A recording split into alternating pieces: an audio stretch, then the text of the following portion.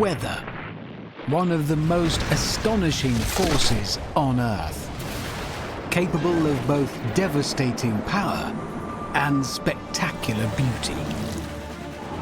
Wherever you live on the planet, weather shapes your world. Yet for most of us, how it works is a mystery. To really understand weather, you have to get inside it. So I'm going to strip weather back to basics. All in the name of science. Uncovering its secrets in a series of brave, ambitious, and sometimes just plain unlikely experiments. Well, it certainly feels like a dust storm from here. To show you weather like you've never seen it before.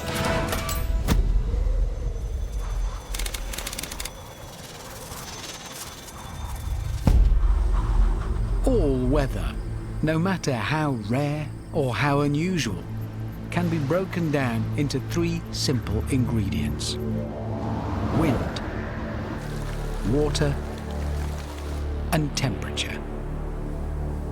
With just those three things, you can create pretty much any weather you want. But the most important of the three is temperature. In this program, I'll discover how without it, we wouldn't have any weather at all. Oh, yeah. Oh, that's a lot of dust now. How a dust storm in Africa can make rain right here. And how heat can produce snow as hard as concrete.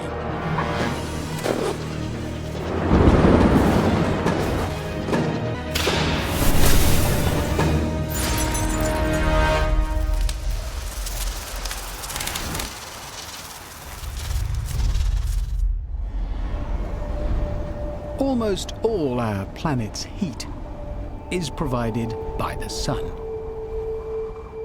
And we tend to think of the sun as the source of all our best weather.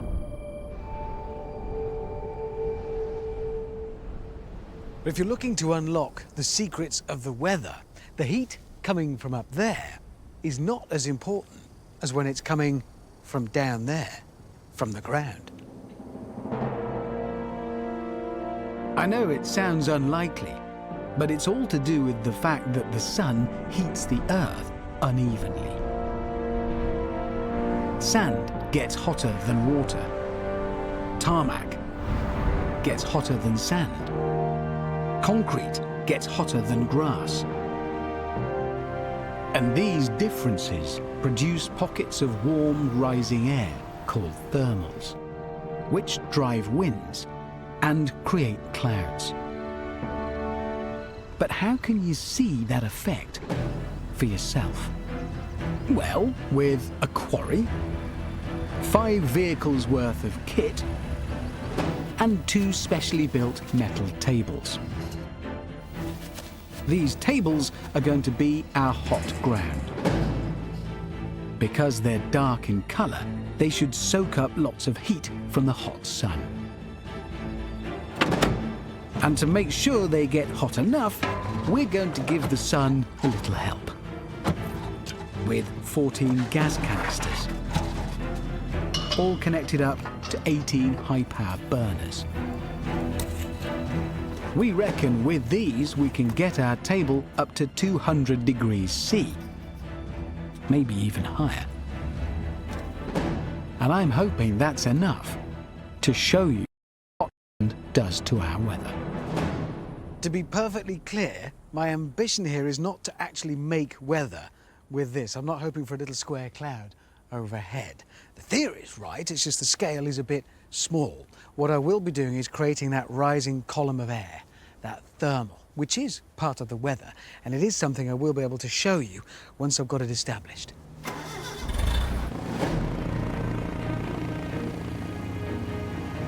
So let's do just that. Turn on the gas, fire up the burners, and get those metal tables as hot as we feasibly can. enabling me to fly some paper helicopters. Yeah, I know, but bear with me. Hello. There is method in this. Can I have my box of... Thank you. Right. Going up.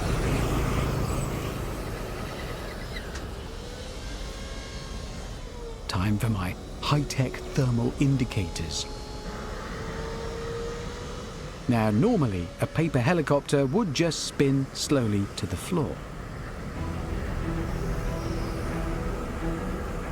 But it doesn't. It hovers. Fly! Oh, there you go, there you go, there you go.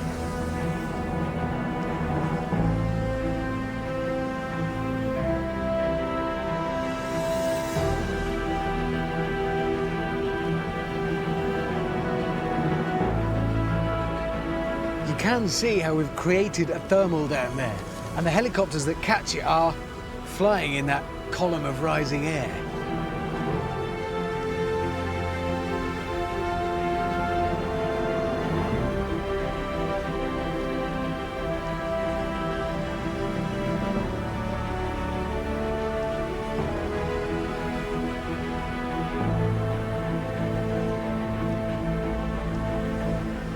The updraft is enough to hold the helicopters in place,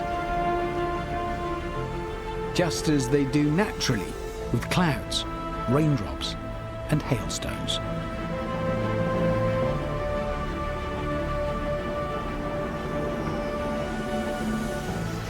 Oh, yeah. But as the heat coming off the metal table increases, the helicopters begin to climb, until they're disappearing out of sight, which is how it should be.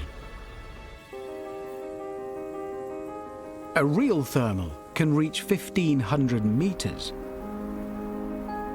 and they have an important role to play in our weather. We've all seen how puddles dry up on a hot day, but where does that water go?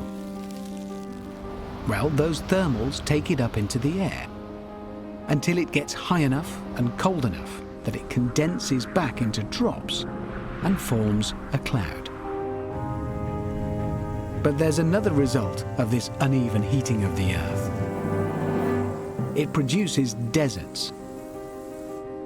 And deserts play a very important role in what happens next to those clouds.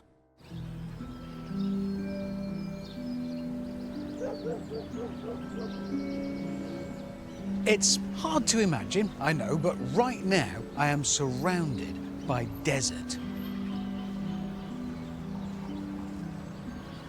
And not just any desert either, probably the most famous desert of them all, the Sahara.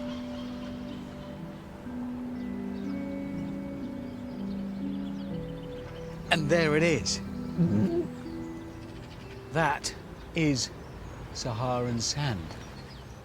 And it's not just on this car. It's on all these cars. And this bench. Pretty much everywhere, in fact.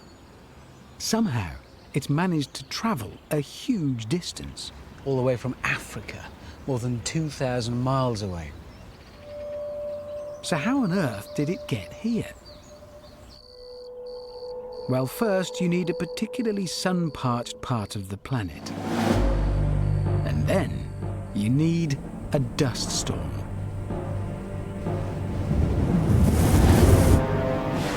Dust storms are the way nature gets dust off the ground and into the air. A big one can easily be a mile high and 100 miles wide. A vast, moving wall of dirt.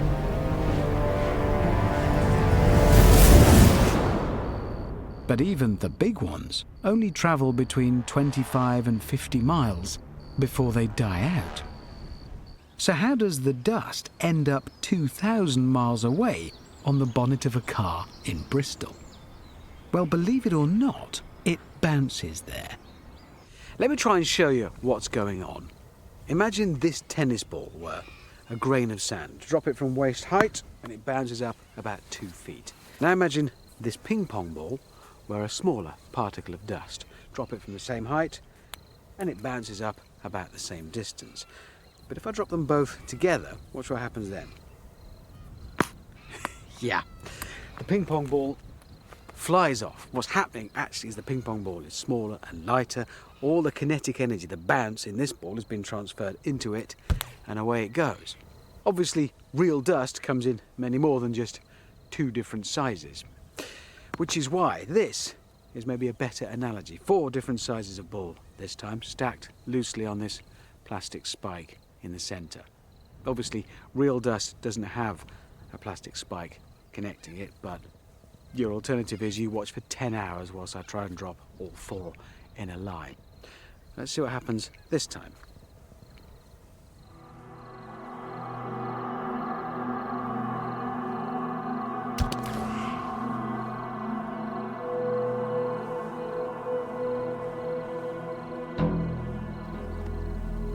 It's gone. The small ball is, I mean, it's just, I'd show you again, but I'll have to wait for it to re-enter the atmosphere, I think. Seriously, it's gone. So that's the principle. But can actual dust really do the same thing? Even with the power of a huge dust storm behind it? To find out, I'm going to the source of most of the world's dust. Not the Sahara, but South Australia, where Dr. Craig Strong has offered to help me start a dust storm of my own. What are you actually looking for? Well, I'm looking, Richard, for the landscape that's going to produce dust. And I think this stony plain is probably really good because you can see these rocks. They're acting as a trap for dust. So I think if we dig down, we'll find that there's plenty of dust.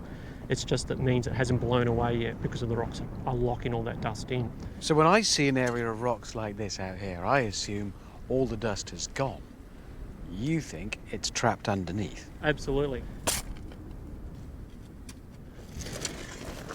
So if we have a look down here, Richard, once we get under there, it's just dust gold. You know, look at this. It's incredibly fine. And see that just blown away. So there's lots and lots of fine material. This is exactly what we want. That's what dust storms are really made of. The problem here is that the dust is trapped under these stones. That's why you know it's here, but it is trapped. Absolutely. How do we get it out? The rocks are doing the job of protecting the soil, so I reckon we probably should pick up the rocks and move them out of the way. That's the first step. Churn it up a bit. Turn it up a bit, that's right. That's easy. I Probably can do is. this. I can do that for you. I'm going to get it pen. Well, I say me, but actually I mean this chap, Trevor, who just happens to have the very tool for pushing aside all those stones.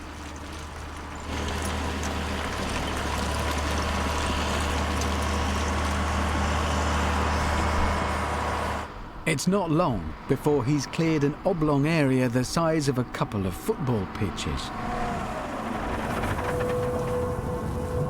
And it has an immediate effect. Look at that, dust devil. That's amazing.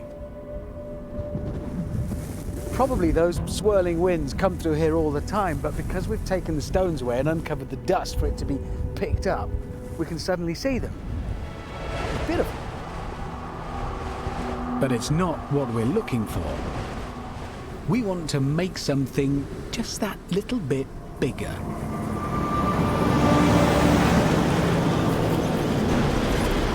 One dust storm coming right up. Right, where do you want it? Here, I would say. This'll do nicely. Doing this in what is effectively the home of half of the world's dust. Hope I don't trigger an international incident. You get up tomorrow and your sideboard's covered in dust, because I started this. That's a lot of dust. I don't know who that bloke is. Just a helpful local decided to lend a hand. That's good of him.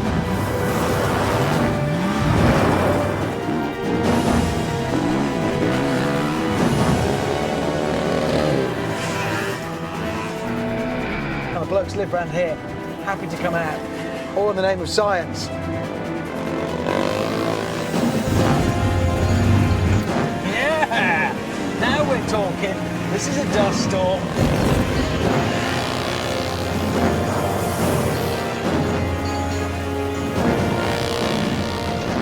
Oh, that's a lot of dust now. And it seems to be working. In amongst all the cars and chaos, the dust is starting to bounce. Individual grains are colliding against each other, just like the rubber balls did. And notice that they're not just bouncing in the direction of the wind, they're being propelled upwards.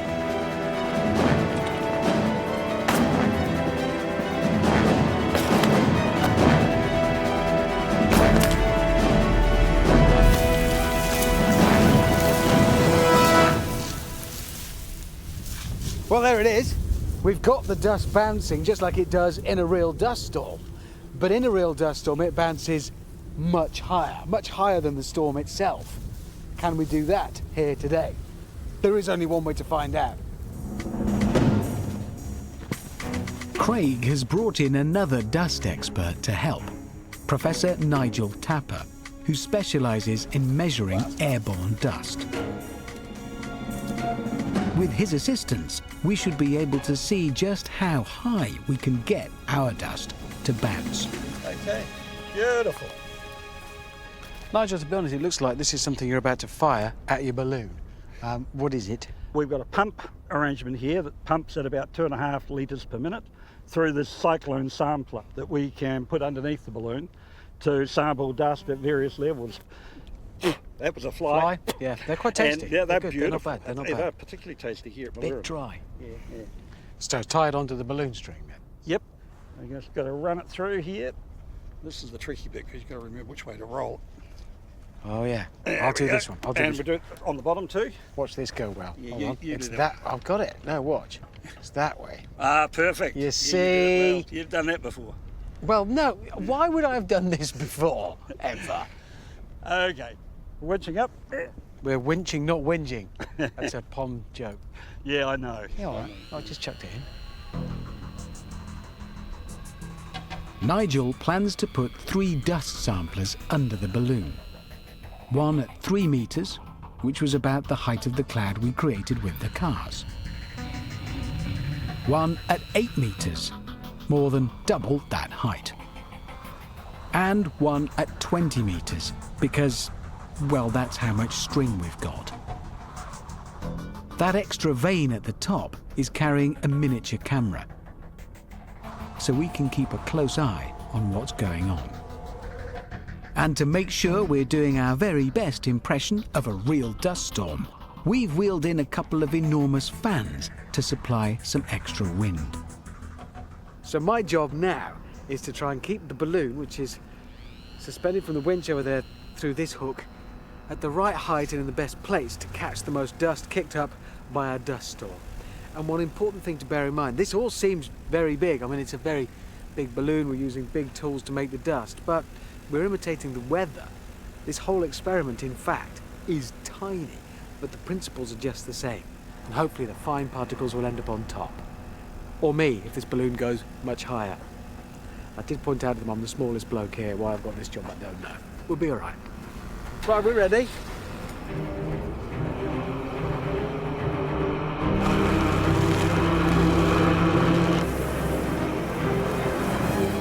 So the vehicle is churning the surface.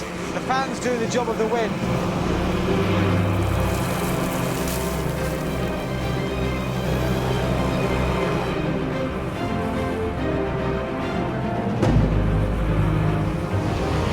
Maybe I should have put my goggles on. That would have been better.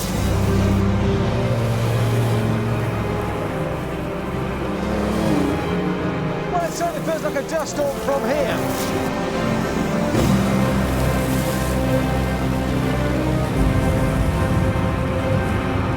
So now I just need to keep the balloon in the densest part of it. I'm going to go over here a little bit.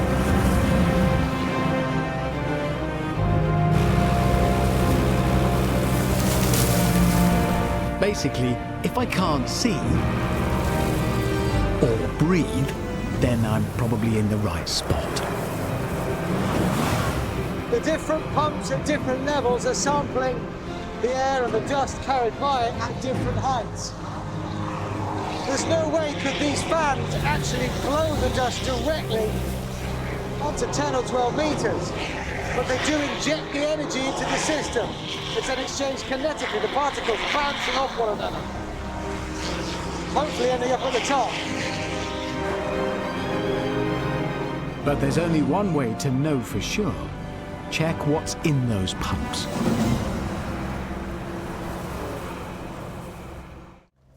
Luckily, Nigel has a makeshift laboratory right on site.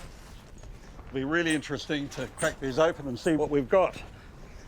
We've got to be a little bit clean here. What are you trying to say? All right, now we've got the insults out of the way, time to see what we collected in the lowest pump. And if it's not dust, we've got a problem. Because that was slap bang in the middle of our homemade dust storm.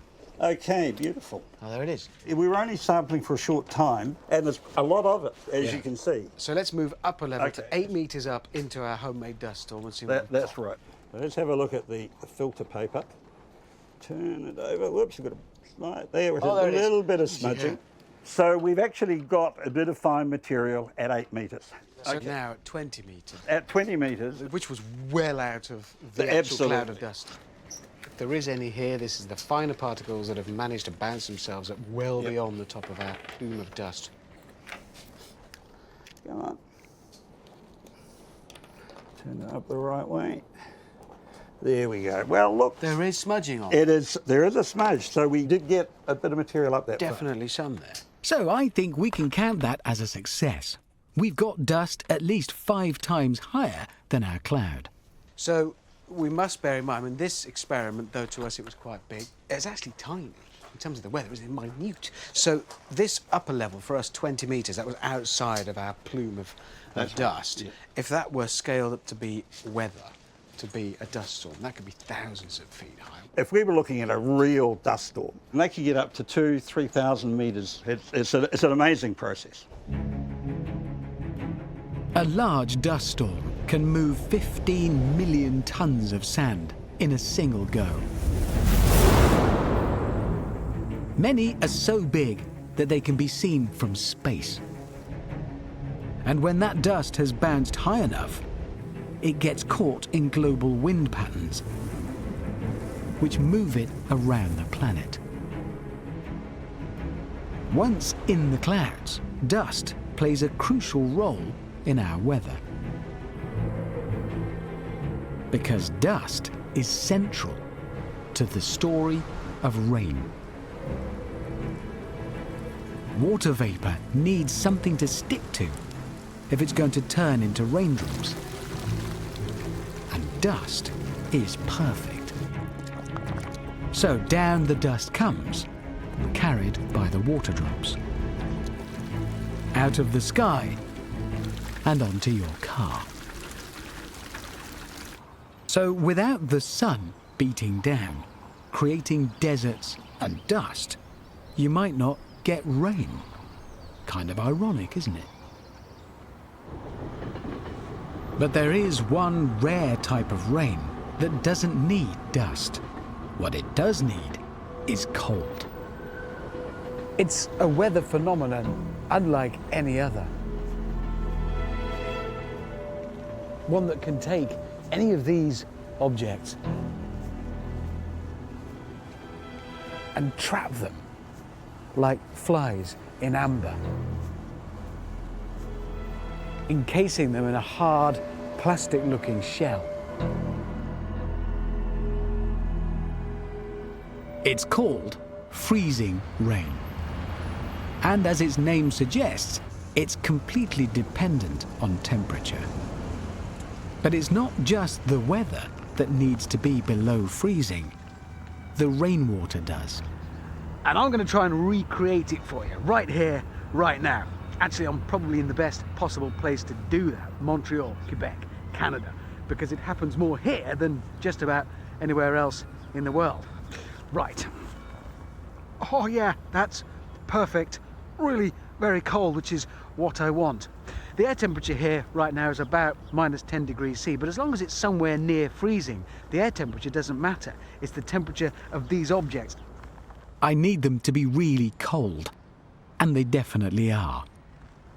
So, I've got water that's below freezing, but it's still in liquid form, and I've got a hose. Let's see what happens when super cold water hits super cold objects. It's not complicated. I've begun.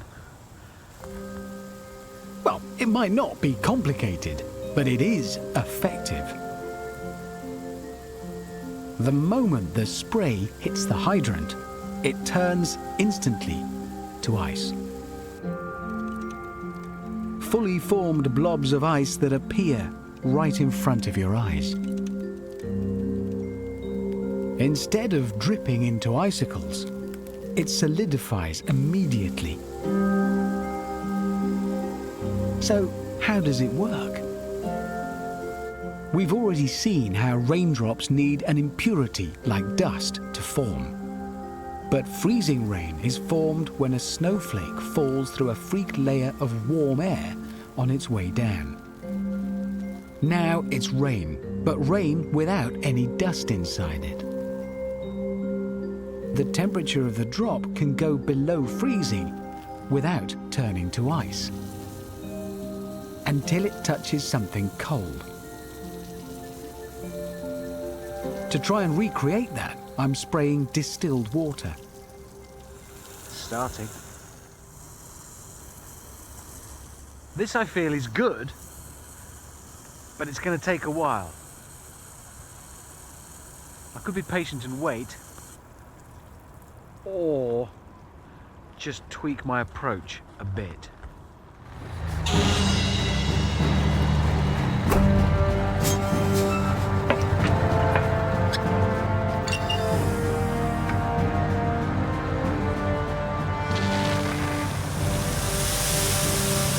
Bigger, this is better. The water in the truck has been outside for days, so normally it would be frozen too. But fire trucks in Canada have a constantly revolving drum inside them that keeps the water moving, a bit like a giant slushy drink dispenser. This is strangely addictive. I mean, I've done a little bit there, and now I just want to do everything, more. Let's have a go at this. Certainly, it gets the job done quick. So, let's see what we've got.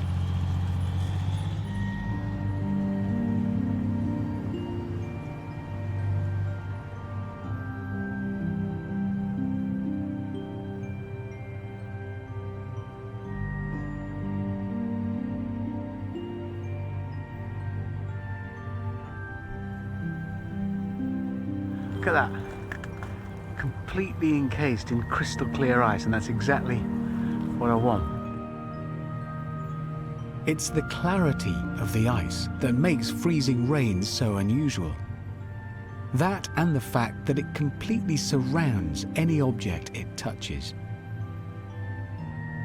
It's not just icy where the objects face the hose. It's icy everywhere, in a perfect, even coating, leaving the objects rigid but unharmed. Ish.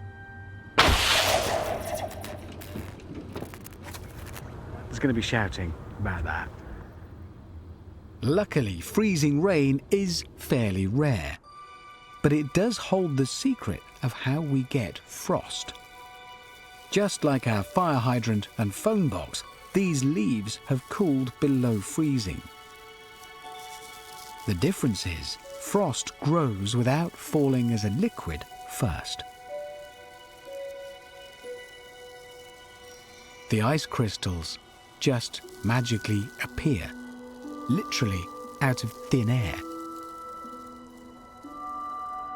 But when ice crystals grow in the air instead, then something even more magical happens. They become snow.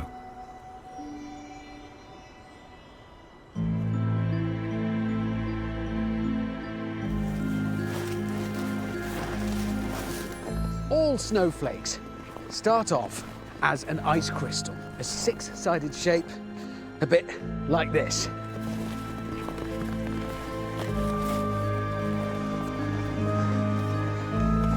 But then temperature begins to play its part.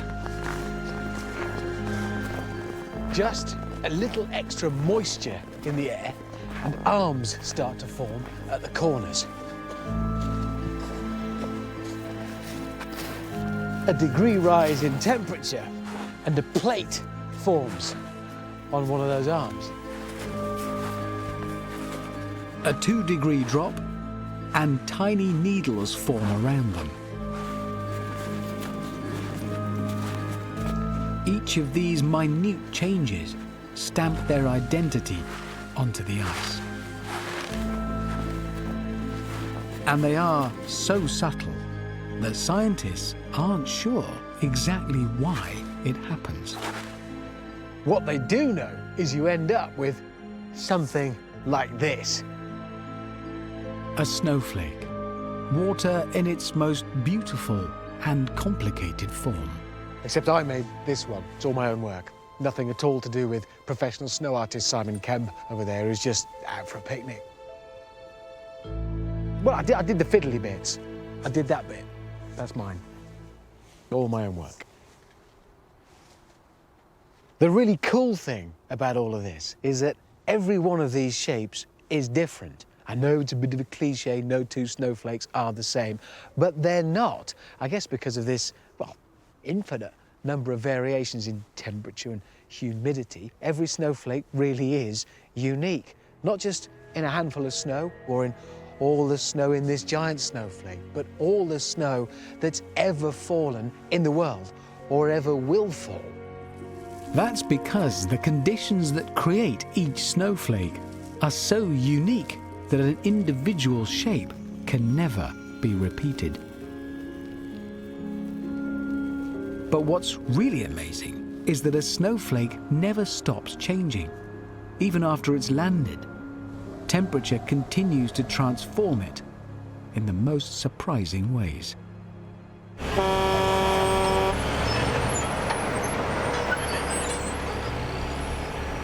I'm interested to see exactly how. So I thought I'd kill two birds with one stone.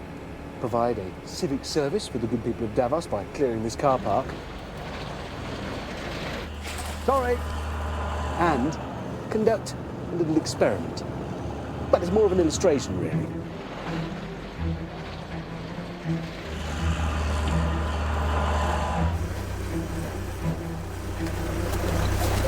Yeah, we're ploughing. First off, I need to compress the snow as hard as I can. Manly work taking place.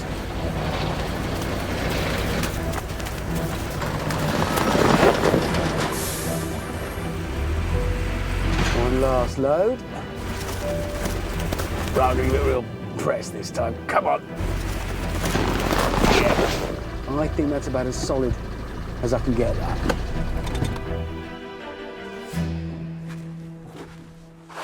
Inevitably, the hardness of snow is something scientists have considered, and they've developed a scale associated with it.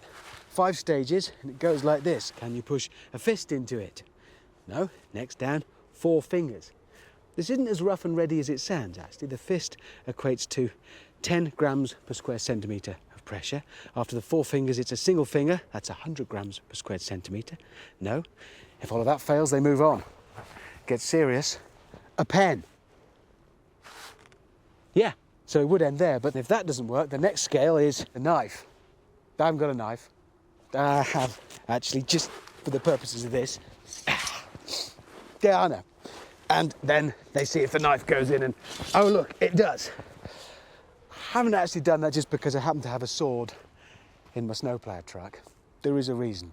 This is all about the changing nature of snow, the fact that it never seems to stop altering. I've made it into this big mound and made it as firm as I can, but it's not finished there. Unless there's a sudden heat wave, by tomorrow morning, another significant change will have happened, and I may have set the locals an interesting and unexpected challenge with my sword in the snow. Mustn't forget my pen. Overnight, the snowflakes undergo a remarkable change.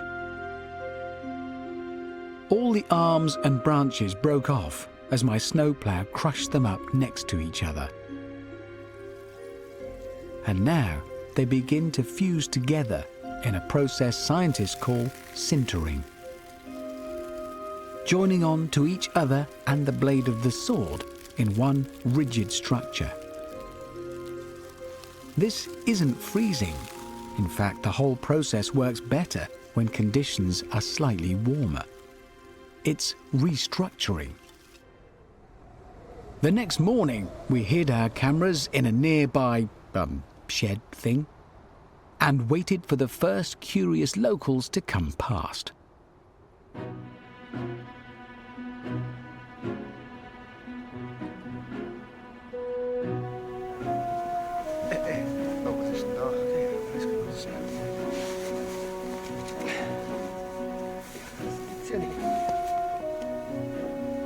The sword is fixed as if it's set in concrete.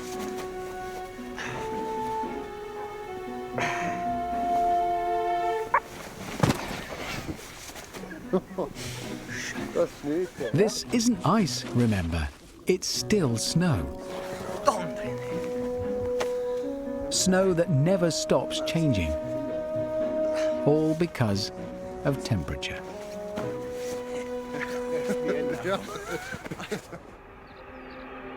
When we think of temperature, we tend to think of sunshine, or lack of it. But in fact, the biggest influence that temperature has on weather is controlling the water vapor in our air, evaporating it from the ground and the oceans, freezing it into frost and snow, or condensing it into fog.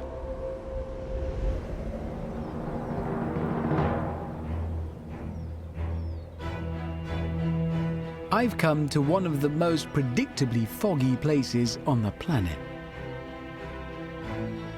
The Appalachian Mountains, near Blacksburg, Virginia. Almost every morning, fog rolls up the Bluestone River and floods the valley.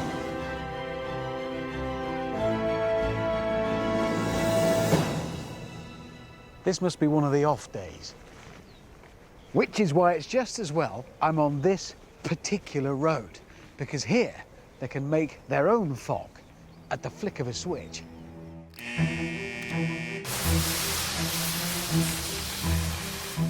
This is the Virginia Smart Road, a 2-mile highway designed to test vehicle and traffic systems in different sorts of weather. However, we're going to use it to take a short diversion and answer a question I've often wondered about. If fog is made of water, then why isn't it clear? Why is fog white? Do you know, I never noticed how loud fog is. It's loud, isn't it? Oh!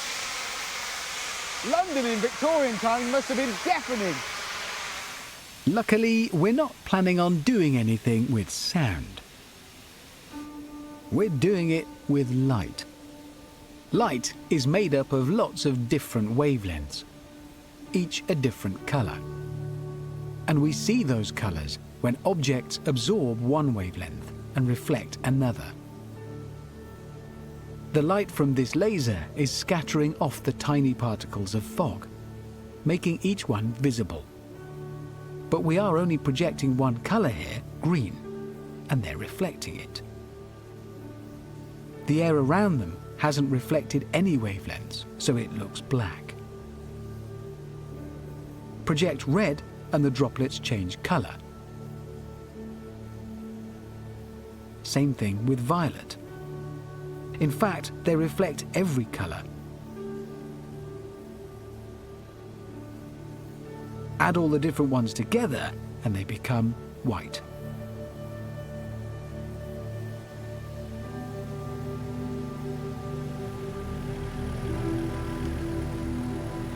Fog is just a cloud that's in contact with the ground.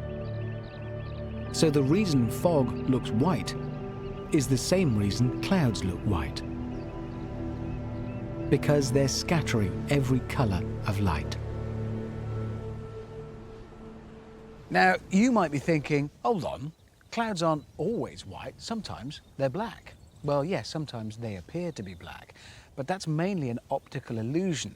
It's your brain exaggerating any differences there are to give you what it thinks is a more useful picture. And I can demonstrate. I've cut 2 holes in this piece of cardboard. And if I put one hole over a white bit of cloud and one over what looks like a black bit, in fact, there's barely any difference. And what tiny difference there is caused by those minute water droplets fusing together to form raindrops. The bigger drops of water make the cloud more dense, which makes it harder for sunlight to pass through. So we see dark patches that our brain exaggerates.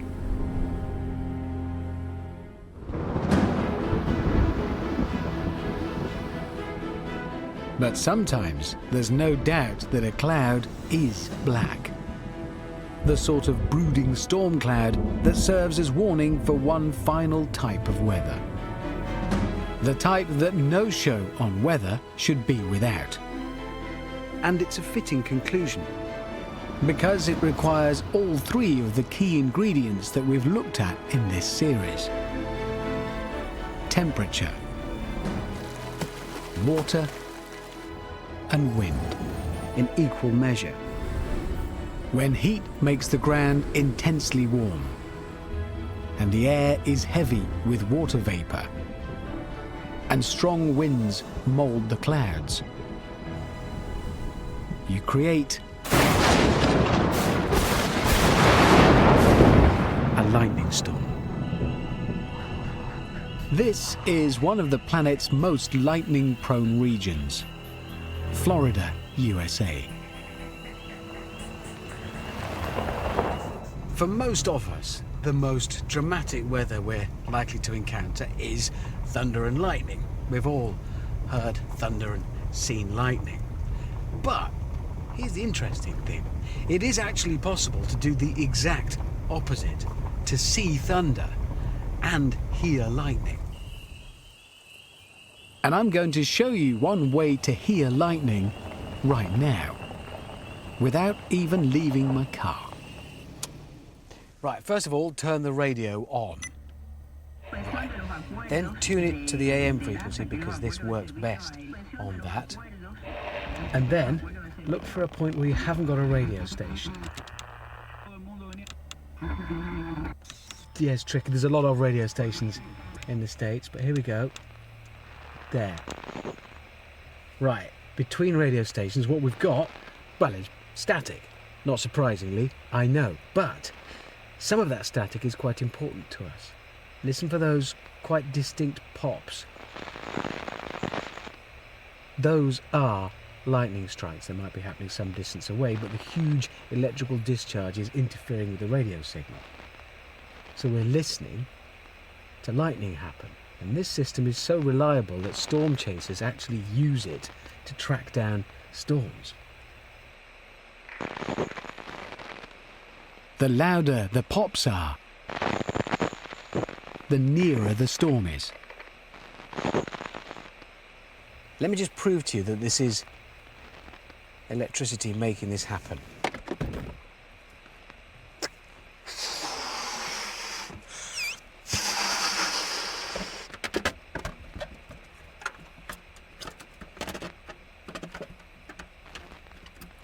Never could do this.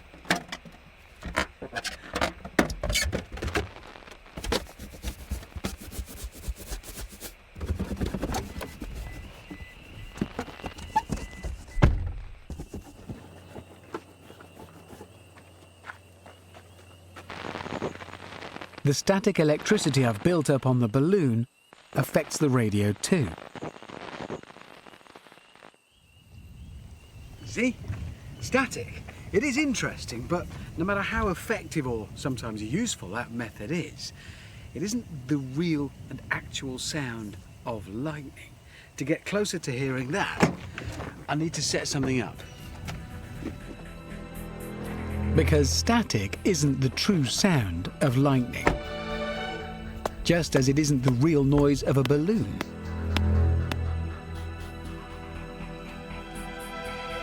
This is a very low frequency detector, and it can pick up lightning strikes from thousands of miles away, too far away for any static to be an issue. As the planet has more than 100 lightning strikes a second, I should have a fairly good chance of hearing a few between here and the other side of the globe.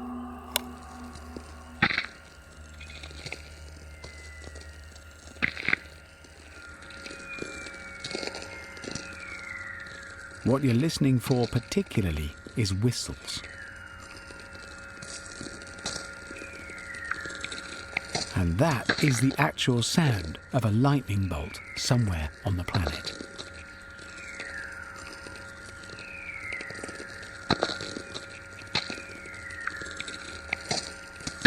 But if this is the real sound of lightning, then what is thunder?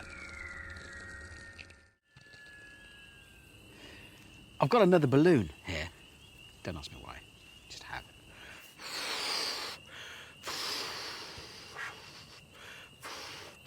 Now, what happens next is no big surprise. There's a big bang.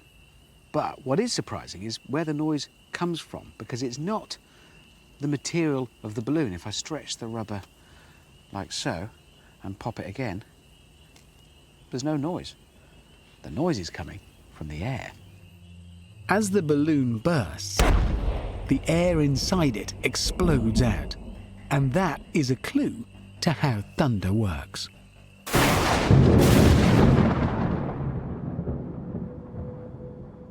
But to find out more, I'll have to visit one of the few places in the world capable of creating full-blown thunder. They do it by firing 200,000 amps of electrical current down this narrow copper wire. Exactly the same amount as in real lightning.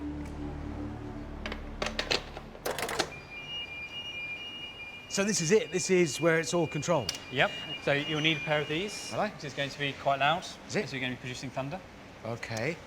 And Right. also, don't look directly at the arc because it's very bright. Right, so I've come quite a long way to see something that I can't look at or listen to. Pretty much. Good, okay, brilliant. Well, I suppose it is quite a lot of electricity we're playing with here.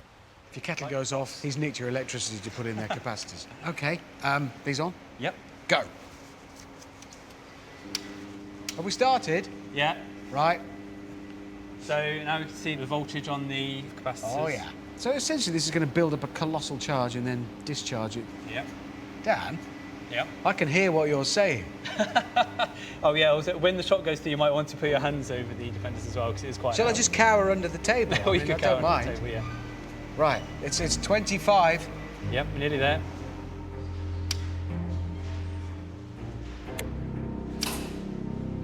Okay, so we're ready, so we can fire. Yeah, but I can't look. Yeah, we can't Or look. listen. I imagine. Oh! That, in fact, was quite staggeringly loud. Yep. I mean, really amazingly loud. Yep. So, was that thunder, or was it just sort of the discharge of the electricity leaving and arriving? No, that was thunder. But it didn't sound anything like thunder. It was just like that. Yeah, and that's because the lightning arc is only 20 centimetres long here. In reality, you've got a kilometre of an arc that's all producing sound on every little bit, and it all arrives at you standing a couple of kilometres away at different times. Because a bolt of lightning is around a kilometre long, some of it is further away from us than other bits. So parts of the sound get to us quicker, meaning that what we hear is multiple rumbles of that short, sharp bang. But it still doesn't tell us what thunder actually is. Luckily, Dan has a way to show us, using slow motion cameras and a line of lit candles. It's the director's birthday. We've got another 56 candles to go. We're getting there. Once again, we return to the control room.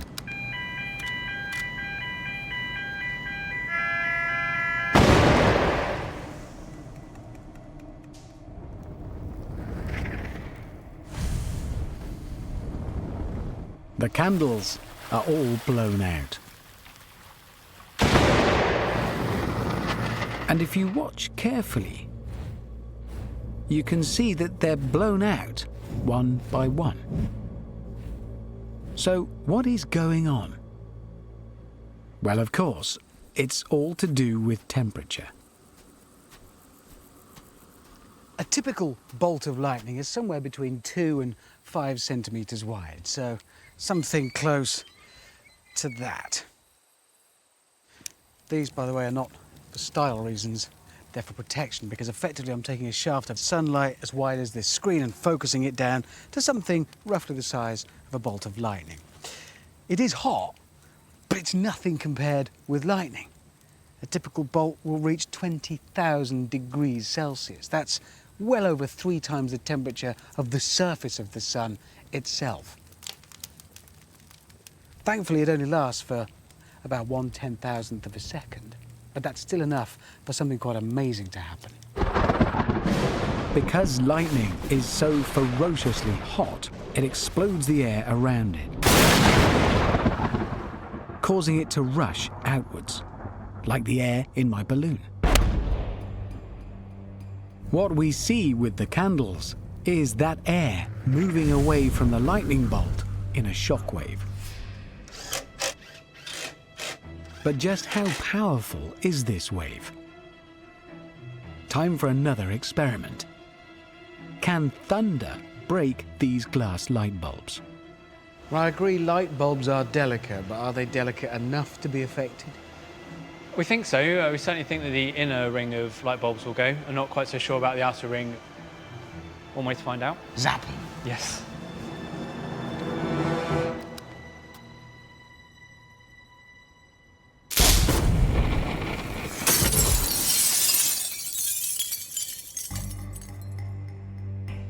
They've been destroyed by the sheer force of the hot air exploding outwards.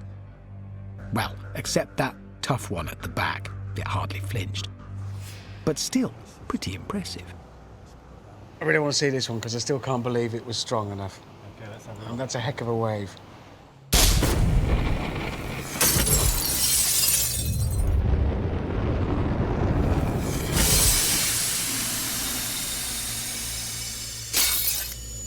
Notice, it's not the lightning destroying the light bulbs. The arc never even touches them. It's the shockwave after the flash that does the damage. Notice also that the sound of thunder happens even later, after the flash and after the bulbs have exploded. I mean, that is a lot of power, isn't it? A lot of energy. Yeah, and that's just from the thunder. Like, the arc hasn't attached to the light bulb, so that's just the shockwave that's broken the light bulbs. Which tells us how strong that shockwave can be. But I want to see more. What we've been looking at, impressive though it is the effect of thunder. I want to look at the thunder itself. With very specialized cameras, we can actually attempt to capture that shockwave on screen. Not the effects, but the actual shockwave itself.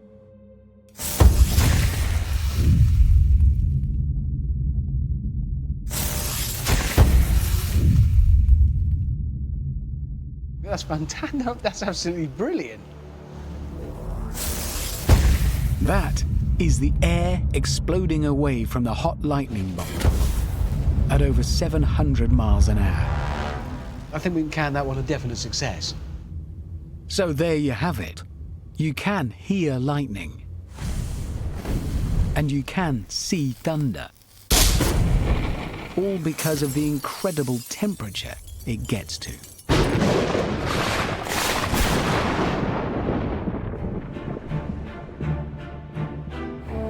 We've seen how temperature drives weather. How heat gets water into the air. And cold turns it into clouds. How warmth creates winds that can bounce dust into raindrops. And tiny fluctuations in temperature shape snowflakes and frost. And it all goes to show how our weather is endlessly fascinating. A stunning display of magic and spectacle performed in front of us every single day. Even when conditions are wet and miserable, there are amazing events going on just behind the scenes. And though it may seem that only extreme weather is worthy of our attention, the weather around us every day is equally full of wonder. This is not freak weather, it's our weather, and it's astonishing.